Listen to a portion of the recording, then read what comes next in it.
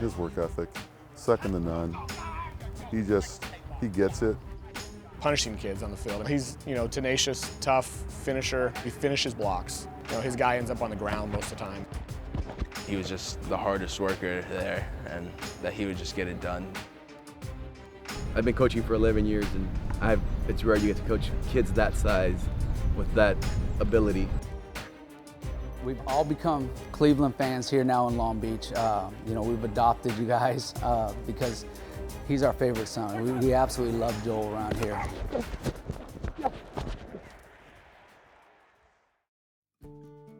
I grew up in Long Beach, California, pretty much 75 degrees and sunny all year round. I started playing roller hockey, but I was really interested in football, basketball, growing up. So going into high school, I've been playing, basketball for 4 or 5 years and football for 2. And I really wanted to play both, and I wasn't a huge guy going into high school. I was like maybe 5'10", 5'11", 180, 190 pounds. And a lot of people don't have the courage to face what they don't do well. And he had the courage to look at those things. I'm going to turn that into a positive. So the very first thing was his footwork. So I thought, here's a multi-sport kid, and if he gets to be a little bit bigger, he can be pretty special as a lineman because you have to have great feet, and of course that's what he ended up having. You talk about his parents and their support of the family and their love for their boy playing. They were off the charts. One of the things that his dad and his mom were constantly yelling at him was hard work, and you'd hear it 1,000 times a game. I remember the summertime I would have one year, I think I was going to my sophomore year, I was playing like JV and sophomore basketball, and I had football practice. So it was like 3 2-hour practices a day.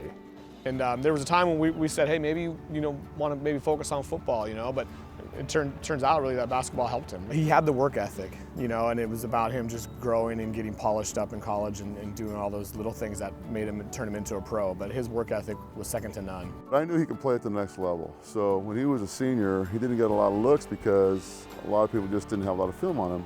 So I kept pushing, and I got a call from UC Davis. They were very interested in him, and they actually ended up offering him. And then I said, you know what? Respectfully, I know he can play at a higher level. So I called my friend Nigel Burton, who was a defensive coordinator in Nevada at the time. I said, Nigel, you got to look at this kid. Nevada came and they offered me a scholarship, and it felt like the place for me to be. Joel had a really hard time, being such a low kid, he had a hard time decommitting from UC Davis. Ultimately, I remember having the conversation with him by the locker room, what he wanted from his college experience. Ultimately, he wanted to play on ESPN, he wanted to play in a big stadium, and obviously UC Davis wasn't going to provide that experience for him. So I went home and I talked to my dad, and he really liked UC Davis, and he kind of just told me, he's like, well, if you wanna do that, you got to make the hardest phone call of your life.